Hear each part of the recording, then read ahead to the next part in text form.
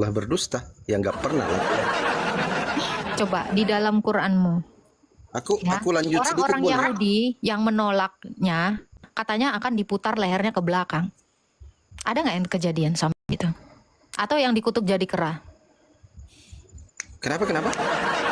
Oh, masa kau nggak tahu? Yang mana? Tunjukkan. Kayak saya dong ini tunjukkan. Ya, Coba. bentar ya. Kerja. Allahmu itu.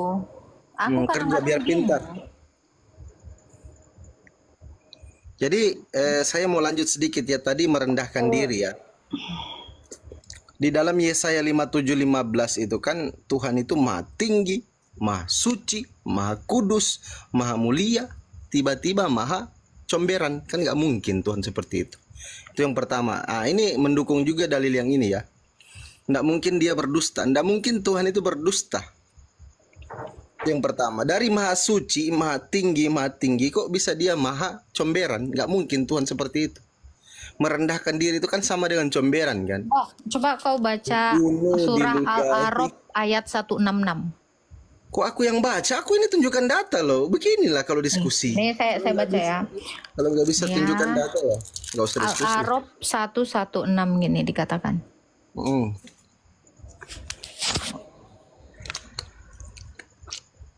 Berarti yang ini gimana? Nggak mampu kan? Bisa lah, dan kan perlu saya jawab. Apa jawabannya? Loh, segitu panjang aku ngomong gimana sih? Masa kau mendustai penjelasanku sih ini ya dikatakannya. Masa segitu panjang bisa-bisanya kau bilang aku nggak menjelaskan? Merendahkan diri Yesaya, Tuhan itu Yesaya 57:15 maha suci, maha tinggi. Kenapa dia jadi maha comberan? Oke, di mana dia maha comberan? Enggak, saya tanya di mana dia maha comberan? Itu diludahi, ditombak, ditampar, bukan main. Maha comberannya Tuhan Anda itu coba. Sekarang coba. Saya tanya gini, saya tanya gini, kudus itu artinya kan tidak berdosa. Saya tanya, yang melempari dia yang berdosa itu Yesusnya atau yang melemparinya? Yang melempari dia apa hubungannya? Loh, ya itu tadi. Ketika orang-orang berbuat zolim sama dia, apa dia yang zolim? Dia yang tidak. Agatha kan bilang kudus. Tuhan merendahkan diri. Sabar dong. Nah ini makanya kamu dari tadi bilang aku nggak jelasin. Sekarang kamu potong. Coba silakan. Oke. Kan dia maha kudus. Yang namanya maha kudus, dia itu tidak berdosa, tidak bercacat celah. Oke. Kudus itu artinya gitu. Kudus itu bukan artinya kotoran, bukan itu. Nggak nyambung kamu. Karena konteksnya bukan masalah rinso. Gitu kan. Jadi kalau ada orang yang meludahi dia, yang berdosa, yang kotor itu siapa? Yang melakukannya atau yang dizolimi? Ya karena Tuhannya ini dulu kamu pikirkan satu. Ya, aku jawab, boleh yang jawab. Kedua, enggak, jawab dulu baru dilanjut. Jawab dulu baru dilanjut, baru Agatha lanjut. Ya, yang kedua, kamu bilang dia maha tinggi. Masa maha tinggi merendahkan? Iya dong. Logikanya bisa nggak yang maha tinggi meninggikan diri, yang ada merendahkan diri? Itu secara logis. Bagaimana mungkin dia sudah paling tertinggi, dia meninggikan, yang ada merendahkan diri? Ini paling logis. Sesuatu yang rendah, saya tanya sama kamu, sesuatu yang rendah, dia bisa merendah atau dia meninggi? Sesuatu yang rendah, dia bisa meninggi atau merendah menurut kamu secara logika? Sesuatu yang apa tadi? Ulang. Sesuatu yang sudah rendah, dia meninggi atau merendah? Ya tergantung. Meninggi. Sesuatu yang rendah pasti meninggi. Karena dia tidak punya space lagi untuk merendah. Kenapa? Karena dia harusnya meninggi. Itulah sesuatu yang rendah yang ingin meninggi. Tetapi kalau yang maha tinggi, space-nya kemana? Ke bawah. Kenapa? Karena dia tidak mungkin melampaui dia yang sudah maha tinggi. Yang ada adalah merendah. Ini yang kan tidak pernah sabar. Ini yang tidak pernah dimiliki oleh iblis. Karena iblis satu-satunya yang rendah yang meninggikan dirinya. Tetapi Allah yang maha tinggi, dia mampu merendahkan dirinya. Poin ini yang gak akan sampai ke dalam logikamu. Kenapa? Karena kamu berpikir yang maha tinggi meninggikan diri. Itu namanya dia sebelumnya rendah. Ini poinnya. Dua poin ini kamu harusnya nangkap. Kudus dan tinggi. Nah ini kudus tadi ingat ya. Kudus itu artinya tidak dosa. Sekarang saya tanya kau, apakah Allahmu pernah berdosa atau tanggapi tidak? dulu lah. Kenapa sih lari-lari? Sekarang Allahmu pernah berdosa nggak? Saya akan tunjukkan Tadi dalilnya. sudah 3 pertanyaan Anda tanya tadi. Saya mau jawab, tidak dikasih kesempatan Loh, kamu menjawab. nggak menjawab apapun dari tadi. Coba, Kamu makanya juga aku jawab, pertanyaan diam sesuatu dulu, kepada jangan saya. ngerocos terus gitu loh. Silakan. Tadi Agatha mengatakan Tuhan merendahkan diri.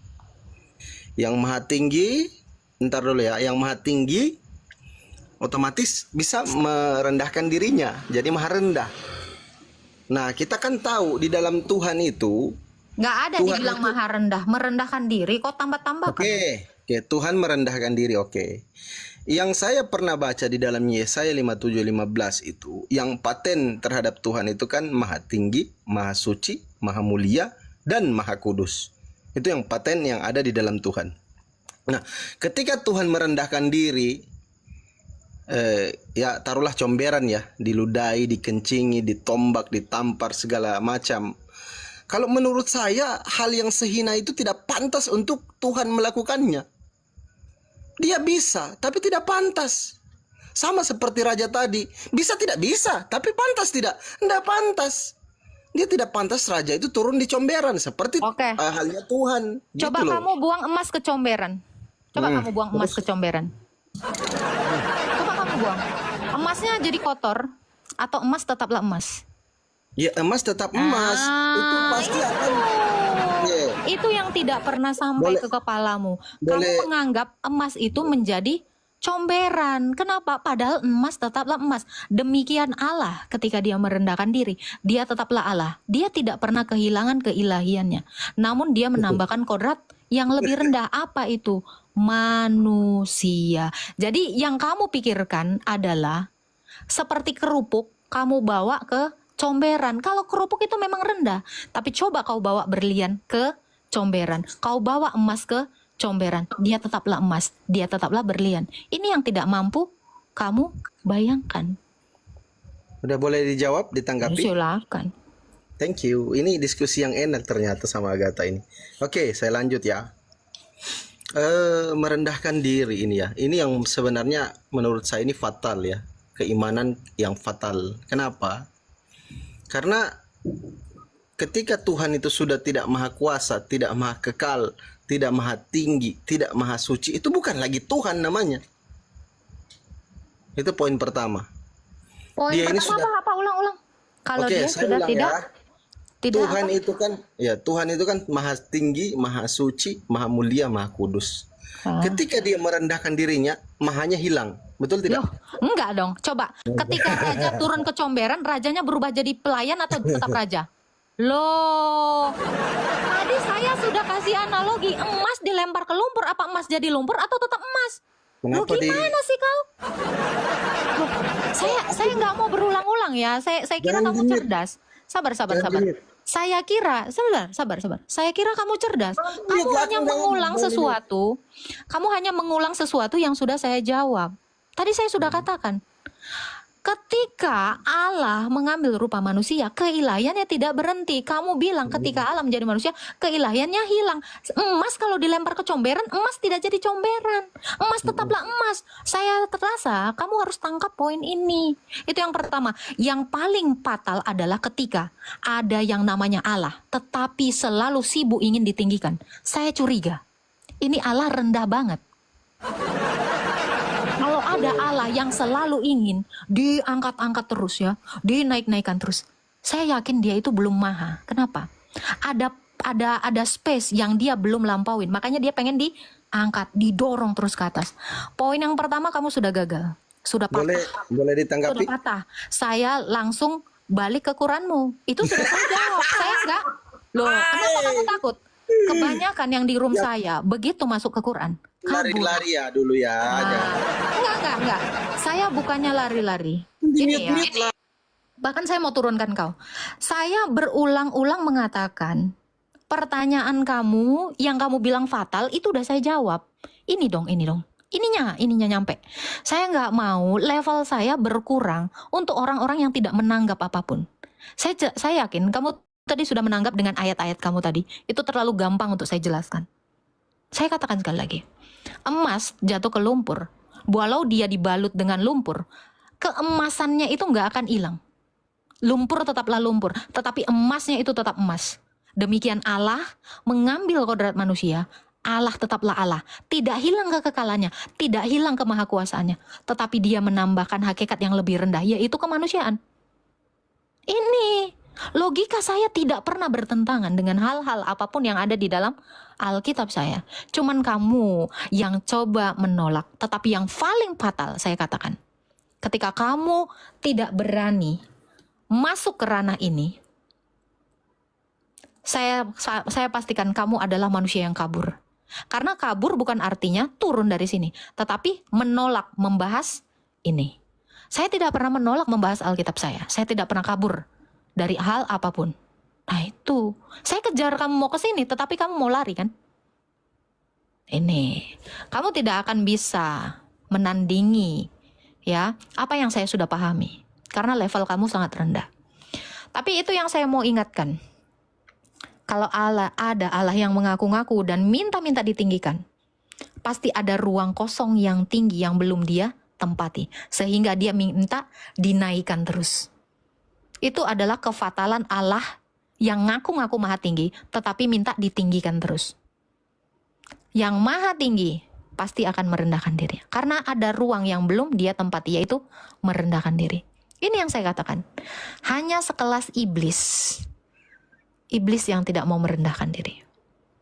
Itu ya, saya harap kamu lebih cerdas menangkap logika saya. Saya lebih berlogika di sini, bukan kamu. Saya tidak melihat logika apapun di dalam kepalamu. Kamu hanya tertawa menertawakan kebodohanmu. Halo, Jan, Co. Namamu agak aneh. Islam Kristen bang? Islam. Hah? Islam. Ya, ada yang mau ditanyakan bang, silakan. Nggak ada. Kenapa masih Islam bang? Ya, agama paling saya percaya.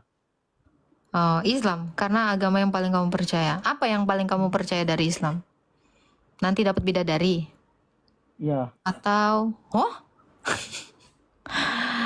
Kamu yakin nanti setelah mati dibangkitkan terus dapat bidadari? yakin. Tergantung amal ibadah. Kamu yakin nggak di dalam ini ada susu? Enggak.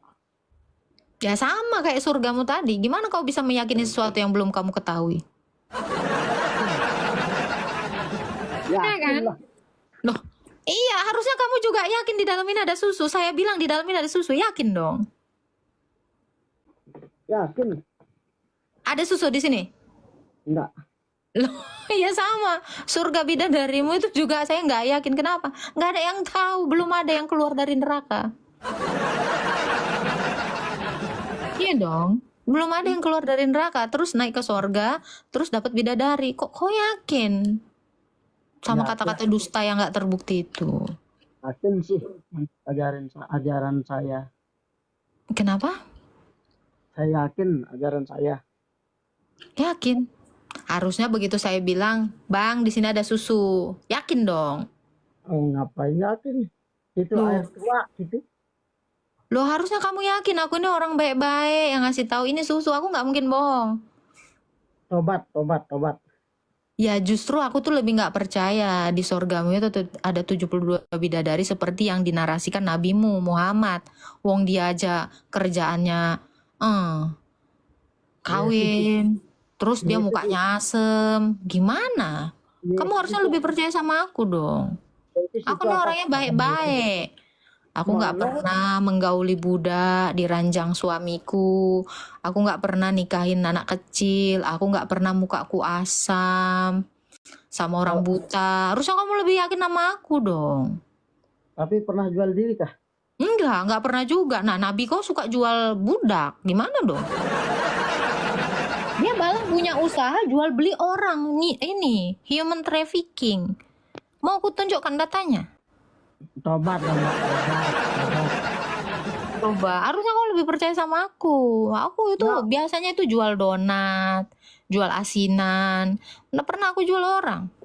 Coba. Ngapain saya percaya sama mbak anak kemarin malam. Loh. Iya, tapi kamu lihat saya ini bener kan? Kamu pernah lihat Muhammad nggak? Lo kok percaya kamu sama sesuatu yang nggak kau lihat? Harusnya kamu tuh jangan percaya, kamu tuh dapat bidadari, itu omong kosong. Emang mbak pernah ketemu sama Yesus gak? Banyak yang bertemu dengan dia, makanya aku percaya. Siapa? Matius, Markus, Lukas, Yohanes, Filipus, Yakobus, Matias. Hah? Kaktus juga? Kaktus? Nggak ada. Enggak ada ketemu kaktus sama Yesus. Kaktus itu kan adanya di padang gurun. Ya mungkin kalau kamu nanya Muhammad pernah nggak ketemu pohon pisang? Ya nggak mungkin, mustahil. Pernah nggak makan nasi? Mustahil. Kenapa? Pasti ketemunya kaktus.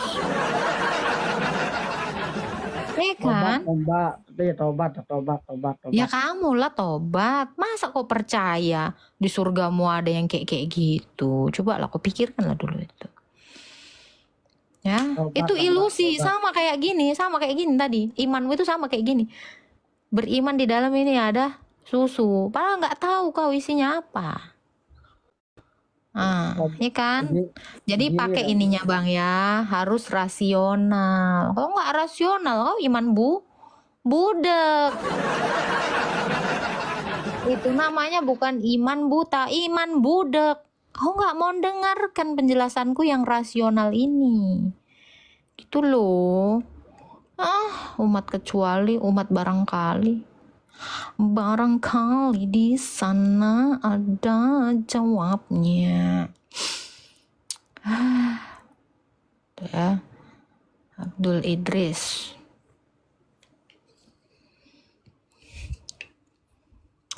Umat kami SWT. Halo Abdu. Halo, dari tadi nih saya minta naik gak dia naik-naikin nih. Dari Antri siang. berapa? Udah yang keberapa nih saya? Ya, ada yang mau ditanyakan bang? Saya mau tanya, kalau Yesus itu disalib kan nggak pakai baju ya? Ya, iya dibagi-bagikan Itu kenapa? jubahnya. Diundi Itu memang ya. bajunya Sebelumnya dia nggak pakai punya baju, lalu dia diundi jubahnya. Itu nggak punya baju bagaimana ya? Kan dia dilucuti. Sesuai dengan nubuatan di dalam Mazmur, orang membuang undi atas jubahnya. Sekarang saya tanya, Allah pakai sempak nggak? Hah? Gimana sekali lagi tanya. Allah pakai sempak nggak? Ya Mbak Agatha pakai sempak nggak? Coba, Muhammad pakai sempak nggak? Mbak Agatha pakai sempak nggak? Kok nggak dijawab? Ya, Mbak Tadi jawab saya dulu jawab. pertanyaan saya. Loh, tadi udah saya jawab, giliran kamu Jawab ditanya. dulu, Mbak pakai sempak apa enggak? Kalau pakai liatin. Nah, berarti Mbak, Allahmu liatin. nggak pakai sempak, udah capek kau. Mesum. Sama kok kayak junjungan kau. Ya, yang kayak gitu tuh nggak usah lama-lama di room saya. Kau naik ke atas cuman mau nanya itu doang. Perihal baju. Aduh. Halo, Suho. Iya kak, selamat malam, lucu banget tadi ya. Enggak terima curhatan, enggak terima tambah-tambah Enggak bikin curhat panas. kak, mau bertanya aja aku. Fokus saya ke pertanyaanmu, enggak usah kau timpalin yang udah lalu. Biarlah masa lalu. Diam kau Blaze Migat, ketawa aja kau. Oke kak, kak ini aku udah Berjisa terus kau, diikuti berjisa. kakak sampai 6. Kenapa? Udah saya ikuti akun kakak, kenapa jadi sampai 6 ini? Ih, belum sampai yang ke-20. Gimana Oh sih? iya, oke kak. Kak, tolong Kopolo. Polo udah dari kita. kemarin pun. Udah dari kemarin. Bagus. Udah bayar jisa belum kau? Apa? Udah bayar jisa belum kau? Udah ini udah baru bakal Apa yang mau kau tanya? Silakan. Ini sebenarnya sih aku nggak yakin untuk bertanya, tapi setelah buka room kakak ada kesempat tadi setelah orang meninggal kan ke Firdaus. Ada itu Yerusalem yang baru sama bumi yang baru, jadi kita nggak ke surga. Jelasin dong kan konsepnya kayak mana sih kak? Sorga itu keadaan kita menyatu dengan Allah. Sorga itu adalah Bapa. Jadi kita nanti semua ini akan berada di bumi yang baru dan langit yang baru. Bumi sama seperti yang ini, tetapi tanpa adanya keberdosaan, tanpa ada iblis, tanpa ada kematian.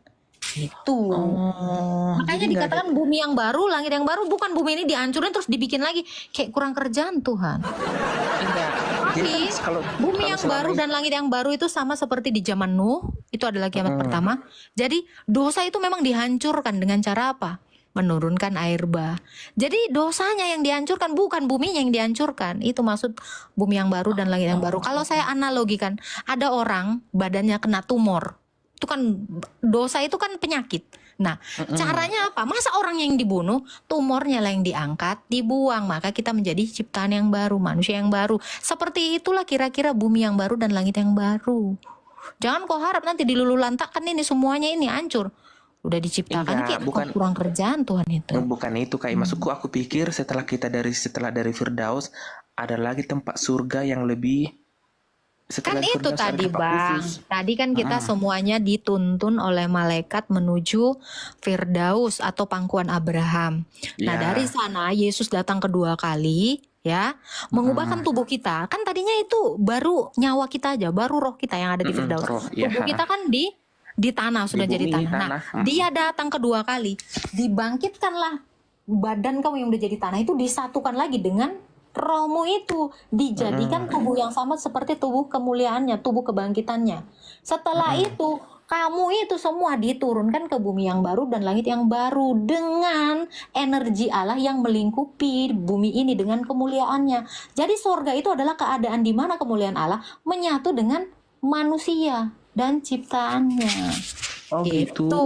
Berarti kita masih tetap di bumi yang baru. Oh iya, kan itu ada ayatnya. Bumi Oh, yang baru berarti- dan langit yang baru. Yerusalem turun dari sorga. Bukan sorganya turun, tapi orang-orangnya itu. Kita lah itu Yerusalem baru itu. Berarti tidak ada lagi. Berarti surga itu hanya hak Allah lah ya Kak ya, bukan nggak ada Surga hak itu manusia. adalah Allah. Surga itu Gitu. adalah keadaan di mana kemuliaan Allah itu bersemayam. Gitu. Aku pikir Kak surga itu ada sungai yang indah, pohon-pohon yang indah. Lah ini bumi ini masih ada sungai yang itu indah kok. juga ya. Ya sama Oke, seperti Kak. keadaan Taman Eden sebelum adanya kejatuhan dalam dosa. Seperti itu nanti Baik, dipulihkan baik. kembali. Gitu. Gitu. Jangan kau harap di situ ada bidadari. Oh bidadari, bidadari Kak. Bidadari mana di? Karena di dalam Alkitab dikatakan kan perintah untuk memenuhi bumi, beranak cucu dan bertambah banyaklah dan penuhilah bumi itu kan ketika Adam itu hanya cuman berdua aja sama bininya nih, ya kan? Nah itu. Jadi setelah di bumi yang baru langit yang baru kata Yesus apa? Tidak ada lagi kawin mengawin. Kita akan hidup seperti malaikat bercahaya. Coba kamu cek kodam. Malaikat punya kelamin gak? Gak ada. Jadi kita tidak berkelamin nanti. Karena kita ini semuanya saling mengenal dan kita tidak ada lagi ada keinginan hawa-hawa nafsu untuk melakukan hal-hal dosa. Kenapa? Karena dosa sudah dikalahkan, dimusnahkan. Iblis sudah dihancurkan. Kematian sudah diinjak-injak oleh Yesus. Gitu. Iya. Jadi kita dipulihkan lagi. Nah, kodrat manusia ini kembali ke yang semula sebelum jatuh ke dalam dosa. Hidup indah, damai, tidak ada kertak gigi, tidak ada ratap tangis, hanya ada sukacita. Hari-hari kita menyembah dan memuliakan Allah. Gitu. Oke Kak, satu lagi ini yang sebenarnya pertanyaan intiku. Silakan. Kak gini nih. Ini tentang hantu nih Kak. Kan gitu. Nggak mau aku bicara hantu Kenapa Kak? Aku penakut. Dan cara Bukan, hantu. bukan Nggak ada jadi- hantu itu adalah iblis yang menyerupai orang-orang yang sekiranya kamu kenal, kamu takuti. Gitu. Mana ada hantu itu? Ada. Maksudku Kak yang sering datang ke mimpi nih. Kan ada nih suku-suku tertentu datanglah ke mimpi roh-rohnya entah keluarga yang terdahulu kasih perintah. Nah, jadi orang ini dilaksanakannya itu. Orang bodoh itu disuruh ngikutin Tuhan Yesus, ngikutin hantu, ngikutin mimpi. Tapi mereka sekarang mereka jadi sakit dia, jadi sakit mereka kalau nggak dipenuhi. Iya, makanya kamu jangan taat dan turut kepada hantu. Mintalah bantuan Tuhan. Gitu ya kan, karena terkhusus suku kami nih orang Batak masih sering kali gitu ya kan Kak? Kok iya kan Kak, seolah-olah aku sama kayak kau. Maaf ya, kita nggak percaya yang gituan lagi. Tengok Kak, tapping-tappingnya udah turunkan katanya. Ya, memang itu ya. Roh-roh jahat itu memang memanipulasi karena memang kerjaan iblis itu meniru. Selalu meniru. Gitu. Jadi hati-hati, yang kayak gitu itu adalah iblis, adalah setan-setan yang meniru-niru seperti orang-orang, mungkin seperti leluhur kita gitu. Seolah-olah itu leluhur kita yang bicara padahal bukan gitu. Diserupakan. Gitu. Ada lagi yang mau ditanya, Soho? Oke, itu aja Kak ya. Terima kasih. Tuhan berkati. Yo Kak, yo. Awas ada pocong. Dia udah jadi pertalite kok, nggak takut lah aku. Paling aku masih teringat waktu dia gebuk dadaku waktu malam itu. Waktu aku lari-lari, waktu ku lihat dia di kuburan pada malam hari. Halo Marten K. Seger. Halo malam Kak, Halo. mau Islam tanya Kristen. nih, boleh ndak Islam Kristen. Kristen? Silakan. Aku kan di Manado. Hmm? Saya gemim Protestan. Terus kan di Manado banyak yang karismatik. Aku membaur di karismatik. Terus di situ di karismatik banyak yang katanya berbahasa roh. Kan aku nggak tahu. Terus Apa itu? katanya kalau ndak berbahasa roh berarti roh kudusnya nggak ada ya. Gimana itu? Nggak ada. Nggak ada kata Rasul kayak gitu. Nggak ada ajaran kayak gitu. Kalau nggak berbahasa roh, berarti roh kudusnya nggak ada. Siapa bilang? Para rasul itu nggak ada yang berbahasa yang aneh-aneh. Dia berbahasa dengan bahasa-bahasa asing, tapi yang bisa dimengerti manusia. Mereka semua itu kepenuhan roh kudus. Ada yang berbahasa aneh-aneh nggak? Nggak ada. Jadi indikasi kamu kepenuhan roh kudus atau roh kudus ada padamu adalah sabar. Jadi indikasi ada roh kudus padamu adalah ketika kamu mengerjakan keselamatan itu dengan takut dan gentar. Artinya roh kudus bekerja di dalam dirimu sehingga kamu tidak jatuh ke dalam dosa. Itu baru kamu dipenuhi roh kudus. Karena kan ada tuh buah-buah roh itu apa? Pengendalian diri, kasih, apalagi tuh sukacita, damai. Mana ada pernah bilang yang aneh-aneh? Nggak ada, coba-coba. Buah-buah roh itu apa? Nah itu, jadi bukti ada roh kudus di dalam dirimu, kamu melakukan itu semua. Tuh, ada yang nge-spill tuh. Galatia 5 ayat 22. Kau bacalah itu.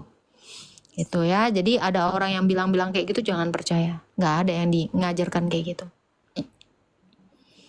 Terus yang berbahasa yang saya tangkap ya belum itu apa sih? Bahasa apa sih itu? Nggak tahu, saya belum pernah ketemu bahasa gitu, belum. Oh, Ya. yang sebenarnya yang bahasa roh yang kakak terangkan itu ya. Iya, betul sekali. Bahasa roh itu adalah kemampuan yang diberikan Tuhan untuk kita menginjili dengan bahasa yang kita tidak kuasai, tapi Tuhan memampukan kita untuk bisa berbahasa bahasa asing itu. Atau satu lagi di dalam 1 Korintus 14 dikatakan, roh kamu itu berbicara hal yang bersifat rahasia kepada Allah dan manusia tidak mendengarnya. Kamu tidak berbicara kepada manusia. Kalau tidak berbicara kepada manusia, ada nggak bunyi yang keluar? Nggak ada. Artinya adalah roh kita yang berbicara kepada Allah. Itu aja, Bang. Oh gitu ya. Oke, aku ngerti. Oke. Oke Kak. Nah, Tuhan berkati ya. Makasih. Ya. Saya mau nanya, tapi lupa. Ya nggak usah. Mana nih RT 6?